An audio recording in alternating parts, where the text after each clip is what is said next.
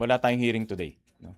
Paano po ang gagawin kapag halimbawa ay nagpumilit sila talaga na gamitin ng session hall para sa balak nilang pagdinig? At sabi ho kasi kahapon ni Senator Alan Cayetano ay ihaharap nila yung 18 Marines. Walang pagdinig ngayon. Mhm. No? There's no hearing today. Mhm. Yan ang announcement ng Blue Ribbon Chair na si Senator Erwin Tulfo. Ipapadlock po ba ang session hall or any committee room para hindi nila magamit? Hindi ako mahilig sa mga padlock, no? Basta sundan lang yung protocol. So ibig sabihin may mga protocols tayo for security, no? For example, kung walang hearing, di walang resource persons, no?